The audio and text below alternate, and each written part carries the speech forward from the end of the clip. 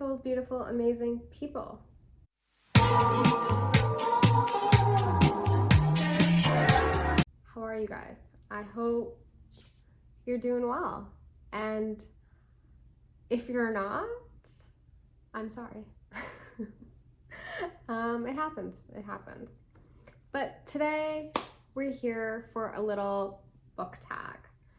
I think I did the mid-year book tag, I don't really know, but I saw this one's been doing the rounds and I was like, you know what, let me give it a go. Let's see what happens. So this is the Postscript book tag. It was created by Memento Mori. I'll tag in the bottom and I'll leave the questions down below if you want to give it a go. Let's just dive right into it. Question number 1. The longest book you read this year and the book that took you the longest to finish.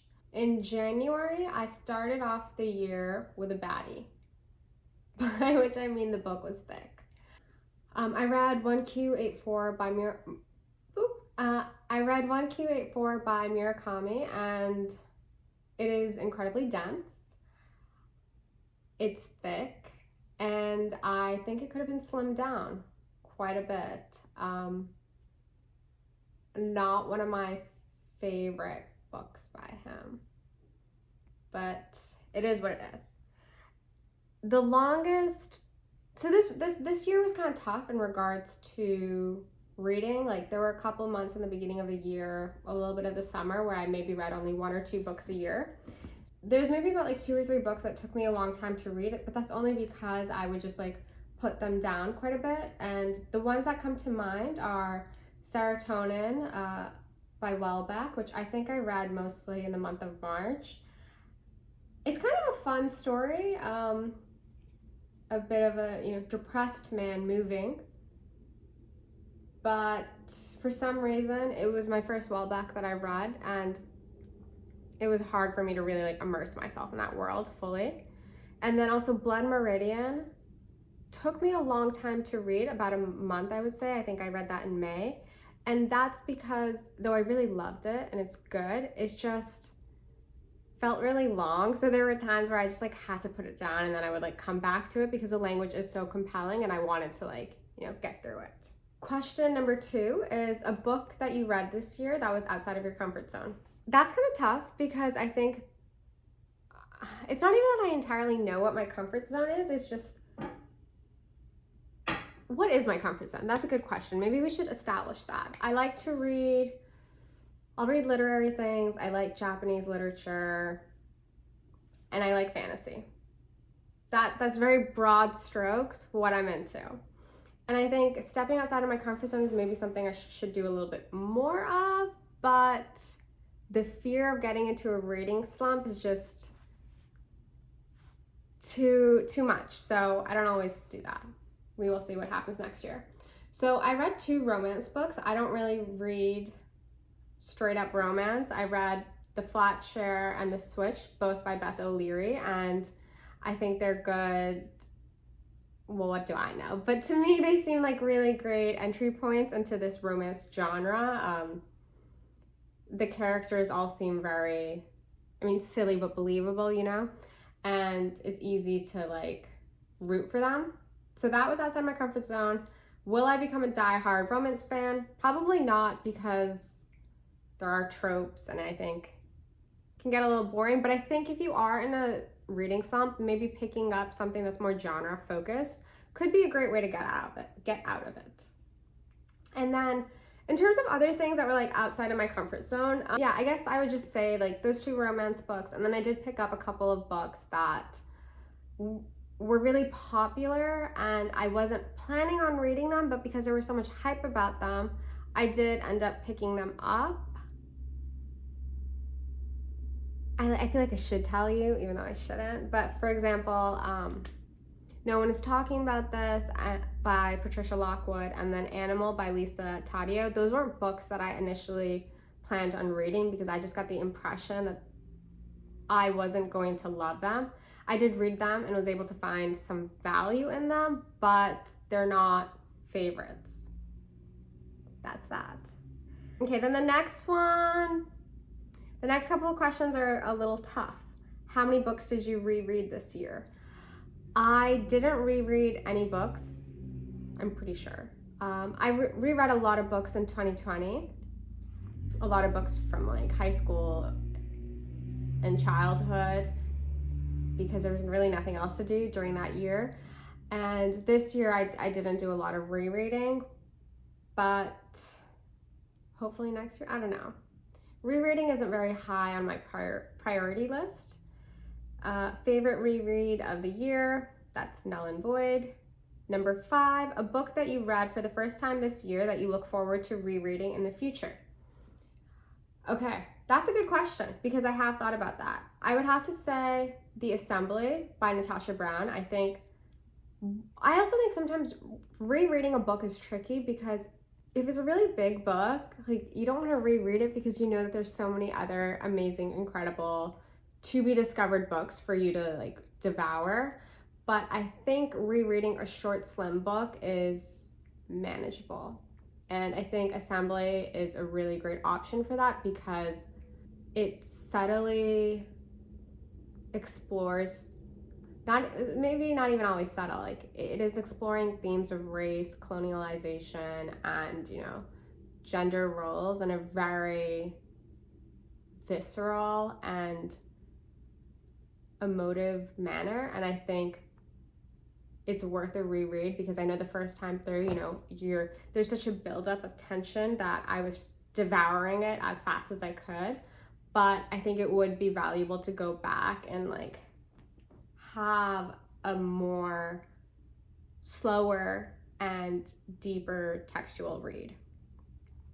There's that. Also, The Friend by Sigrid Nunez, I think had a lot of really great reflections on art, but more importantly, grief and loss, which I think would be valuable depending on where you are in your life. So there's that. The next question is favorite single short story or novella that you read this year. I'm gonna have to say Slow Days, Fast Company by Eve Babbitt. What I really enjoyed from her books, like one from that book, that's the only one that I've read, is how it's so digestible and very easy to read and feels like a treat, very fluid. You just can immerse yourself very easily into her world. But I think I was really impressed by her ability to describe the people around her, her character sketches, the details she would choose to hone in on, and what she would, how she would describe them is what stood out to me the most, I think, from all of the, and I've read a lot of short story collections this year. Okay, that maybe like 5 or 6, but that's a lot more than I normally do. And I think Slow Days, Fast Company is probably up there just because I was fascinated by the language. Number 7, Mass Appeal. A book you liked and would recommend to a wide variety of readers. So for that, I have 2 options. The first one, Happy Hour by Marlo Granados. I think that is a very fun and a little snarky exploration of female friendship and, you know, New York. I could see it not maybe being everyone's cup of tea. That's a book that I would recommend to most people. A second book, this one I would recommend to everyone, Cultish. I know I already spoke about it in one of my more recent videos, but I think Cultish is first and foremost incredibly easy to read, which is what I think a book with mass appeal should be, like very easy on the eyes. And I do think that the subject matter is fascinating. The way that language is used to exert control is something that everyone should read, and it will make you so much more conscious about the language you use and the language that surrounds you. Okay, this one gets a little bit more specific. Specialized Appeal, a book you liked but would hesitate to recommend to just anyone. So, I have exactly the book, Life for Sale by Mishima.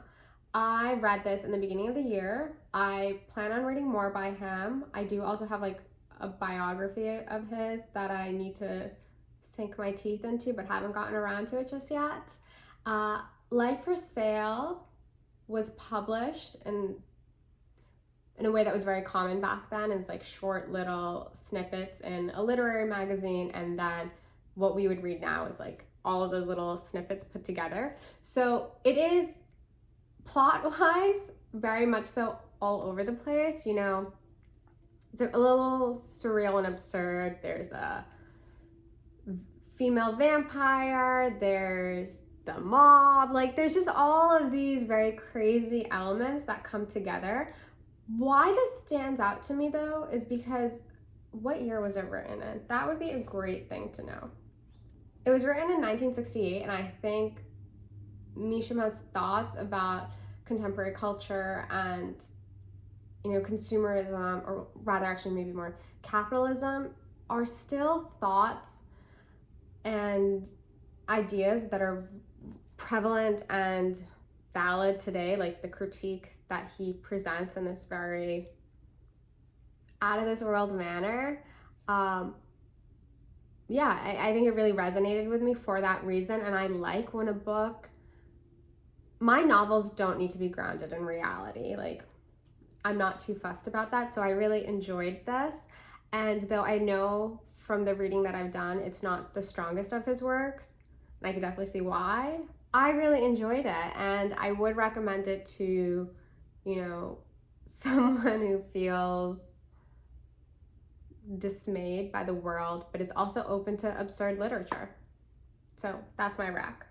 I don't think I spoke of it in my favorite books of whatever, but it is one of my favorites. I really liked it.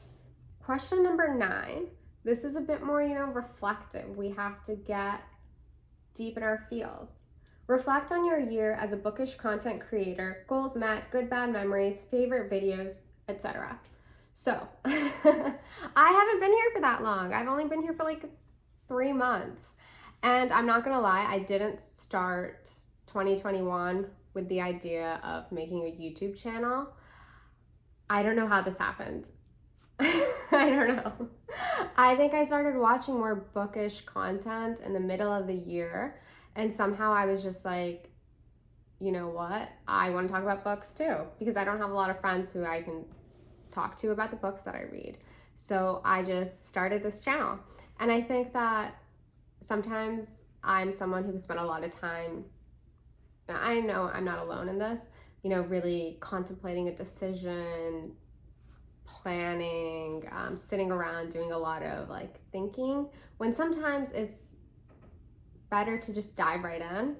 And that's what I've done, and I'm really enjoying it so far, and I hope to continue and share more book thoughts and become a better speaker, and also, you know, make memories, as I do think vlogging can be a great way to look back on experiences and things that you've done, which would be a really great, you know, online visual diary kind of vibe.